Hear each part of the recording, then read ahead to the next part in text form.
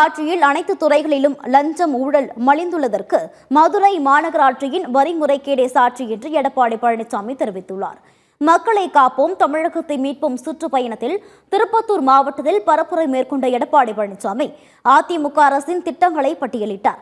திமுக ஆட்சியில் சட்டம் ஒழுங்கு சீர்கெட்டு மக்களுக்கு பாதுகாப்பு இல்லாத நிலை உள்ளதாக தெரிவித்தார். மதுரை மாநகராட்சியில் 150 கோடி ஊழல் நடைபெற்றுள்ளதாக தெரிவித்த எடப்பாடி பழனிசாமி மாநகராட்சிகளின் பணத்தை திமுகவினர் கொள்ளையடிப்பதாக குற்றம் சாட்டினார். எல்லா துறையிலும் ஊழல். ஒரே ஒரு உதாரணம், ஒரு பானை சோற்றுக்கு ஒரு சோறு பதம் என்று சொல்வார்கள். இன்றைக்கு மதுரை மாநகராட்சியில்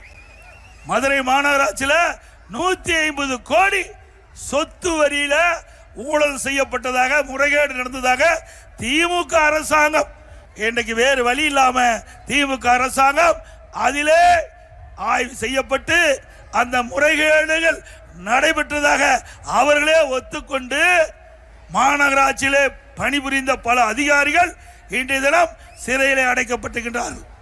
மதுரை மாநகராட்சி மேயருடைய கணவர் கைது செய்யப்பட்டிருக்கின்றார். இதைத் தொடர்ந்து ஜோலார்பேட்டையில் உரையாற்றிய எடப்பாடி பழனிசாமி திமுக ஆட்சியில் 207 அரசு பள்ளிகள் மூடப்பட்டதாக குற்றம் சாட்டினார். தமிழகத்தில் பல அரசு பள்ளிகளில் ஆசிரியர்கள் பற்றாக்குறை உள்ளதாக தெரிவித்தார். அனைத்து இந்திய அண்ணா திராவிட முன்னேற்ற கழக ஆட்சியில் எல்லா பள்ளிகளிலும் ஆசிரியர்கள் நியமிக்கப்பட்டு நல்ல கல்வி, தரமான கல்வி கொடுத்தோம். இன்றைய தினம் பல இடத்துல ஆசிரியர்களே இல்ல. 207 அரசு பள்ளி மூடப்பட்டு விட்டது. இப்படிப்பட்ட அவல ஆட்சி தொடர வேண்டுமா?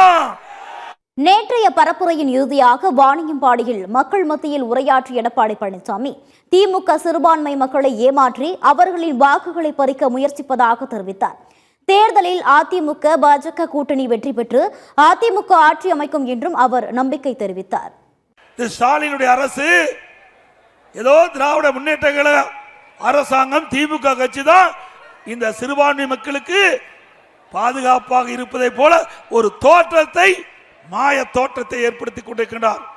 இந்த வாக்குக்காக, ஓட்டுக்காக இந்த சிறுபான்மை மக்களை ஏமாற்றி இன்றைக்கு அவருடைய வாக்குகளை பறிக்க பார்க்கிறாங்க திராவிட முன்னேற்ற கழக தலைவர், திமுக கட்சி, திமுக கூட்டணியில் அங்கம் வைக்கின்ற கட்சி.